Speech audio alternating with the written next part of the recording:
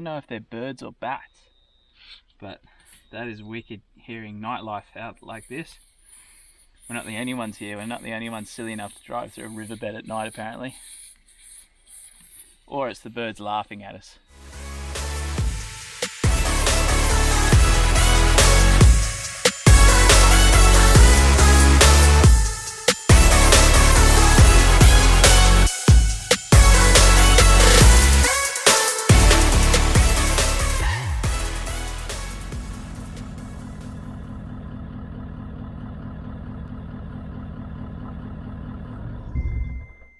So, a bit of a night mission. Here we are on the bed of the Gascoyne River, or just about to drop into it, out at the foot of the Kennedy Ranges. So I'm just dropping tyre pressures. We've come out here at 40 psi, as you do on the road, and we've just seen up ahead it's getting a bit sandy, so I'm going to drop them down probably about 20 just to be nice, and if it gets really hard going, I think maybe a bit less. It's been a while since I've done a little mission like this, and I'm frothing. We've got the setup sort of really tuned to how we want it. A lot of the gear has just been sort of overhauled, a lot of the electrical and water system we've just put in, so did a bit of a shakedown, a bit of a test run for it.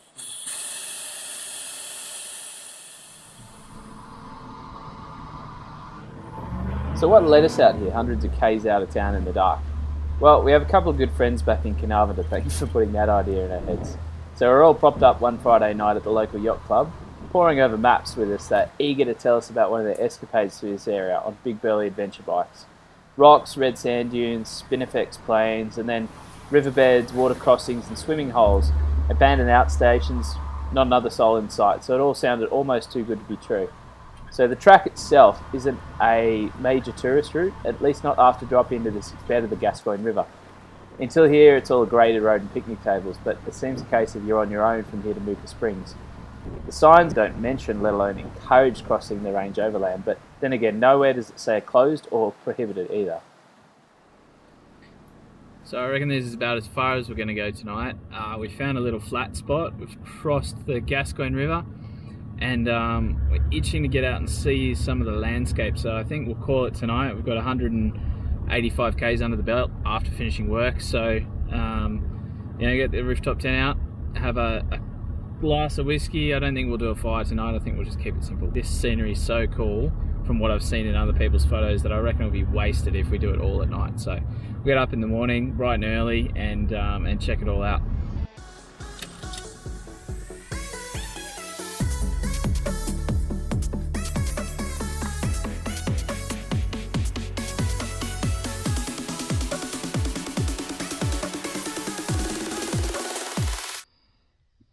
Yes. So travelling light. It's light, it's cotton. Cotton's lightweight, right? My bunting. Kim has made bunting. Yeah. For the vehicle, for the camp, for when we set up. Every home needs bunting. The rooftop tent is quite a bit higher now. The ladder, which was nowhere near vertical, is now sort of pushing vertical. So we're going to get onto our old mate Andre and get a ladder extension, which will just give us an extra little bit on this, which it's not far off on this rocky ground, but keep in mind the side of the road here is quite high. This is the first time we've had the rooftop tent on the new Land Cruiser. It was of course on the FJ, and we were waiting for the Sputnik system to be all good to go so that we could set this up. So that's coming soon. Watch this space. Kim's knocked this up on the sewing machine, because this is what you do when you live in a Land Cruiser. You make your own fun.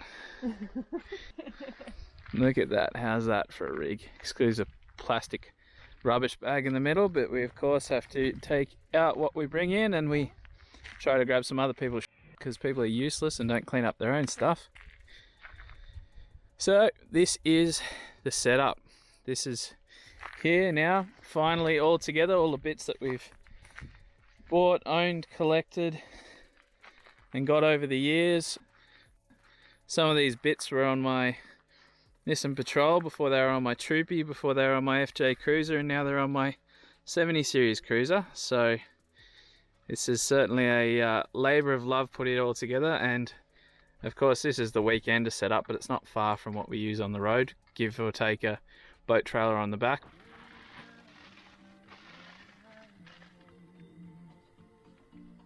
We've woken up and it is foggy. Our misty mountaintop is not what we're used to in Carnarvon. You just wake up and it's pretty dry, but it's like it's rained. There's water everywhere. It's beautiful though. Wouldn't want to be trying to find my way off the top of here though if there wasn't a well-defined track, because it just all looks the same and it's all rock. So I dare say after a bit of trying to traverse your way through that, you'll be doing some tire damage. But track's up ahead, track's up there, so we're going to push on and see what this Kennedy Ranges is all about, eh? Oh, putting the tent down, just having a look. I've stood up here on the roof while I'm doing it. See the Kennedy Ranges over there. That's where we're heading today. That's the aim. Cut across the top of the ranges. Apparently there's a track that goes up the valley, pops out on the top, and then tonight we'll be camping up on the escarpment, hopefully looking over a pretty cool view when we wake up, as long as it isn't as foggy as it was when we woke up this morning, because that was crazy. You could be forgiven for thinking we're in Africa here. You just look at some of the roads. It's same scrub, beautiful big mountain ranges, but it's what the truck's made for, eating it up.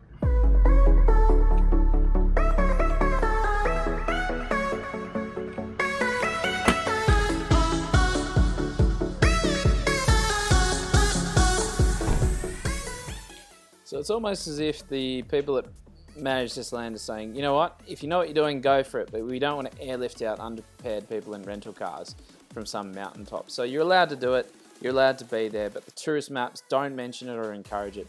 In fact, we ran into problems later on where we were trying to follow the map on satellite images that we downloaded, and we couldn't find it at all. It was so lightly trodden. So we worked off a few internet blogs and forums that were kicking around from years and years ago, and sort of made it up as we went. Check this out. Ordinarily, the sat phone is for emergencies or family and friends' birthdays. Hello. But curiosity got the better of me. I'm sitting here, there's the phone going, that's a message. I've just texted my sister to see if she can look up for me what Mooka is. She's in front of Google and I'm out in the bush, so I was just curious and thought I'd ask her. So I'm going to give her a call back and see if she can tell me what this Mooka is, what it's used for, a bit of the history.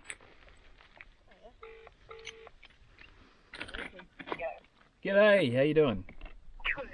Basically, the deposits are restricted to 3 leaseholders, so it's not allowed to forget.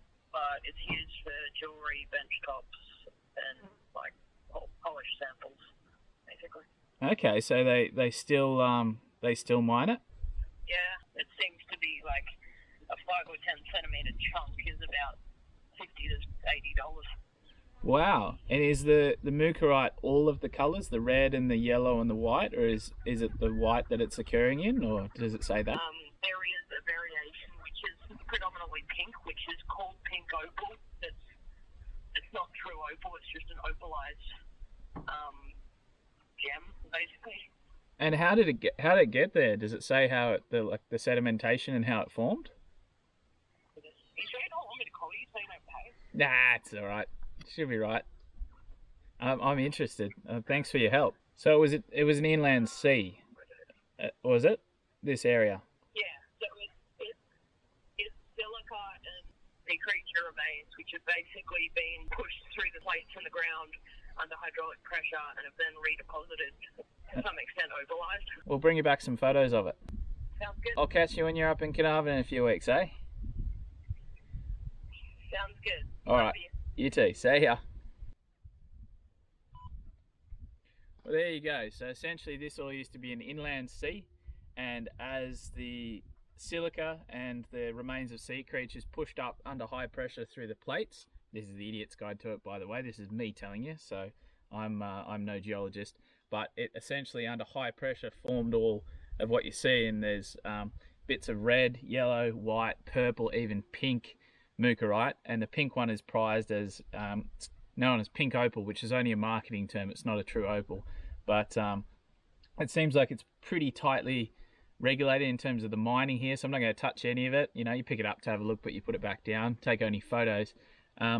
wicked stuff. It's like the photos will show you, but really to see how red and colourful it is in person, it's quite incredible. It's really cool. So there you go.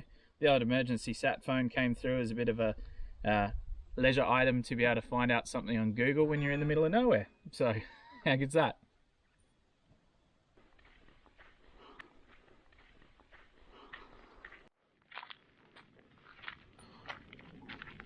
Old mining camp here down at Mooka, down at the Springs.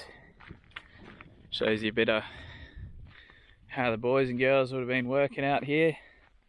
And I mean, keep in mind this is still in use. There's a lock on the door and there's gear in there, so you know, obviously when they're mining, or possibly when muster's on, they'll be out here on the beds. There's a kid's bike in this old horse float, and you know, it's still someone's property, still someone's land in use. So be a bit careful coming into places like this. You don't want to upset people, because to you it looks like relics and, you know, ancient history, but to them it's what they use when they come out here. You know, they throw a swag on that bed. So there's the Mooka Springs sign just down here. So we'll peel down and follow this track and see where we're at. Can't be far from going up the jump ups now, so starting to get into more mountainous country. As I said, schoolboy, excited. It's gonna be cool.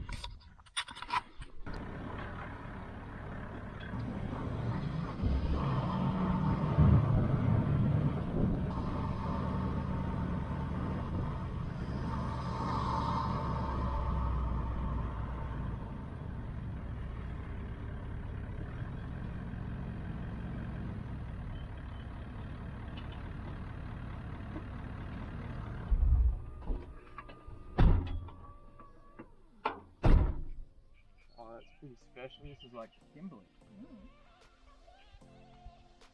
Cool.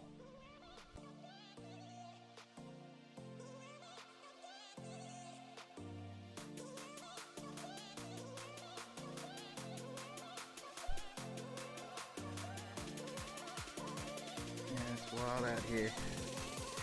Imagine being out here without a pair of shoes, just living off the land. It's crazy.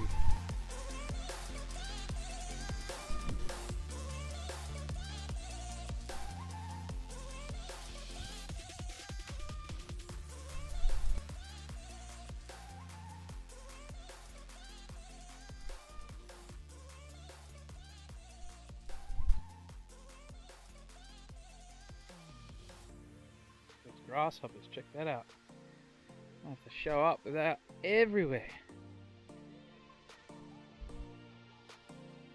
Every time you move. Like a game, look. No grasshoppers? Grasshoppers! Yay! Small things. Small things. Land cruisers and grasshoppers impressed this guy apparently.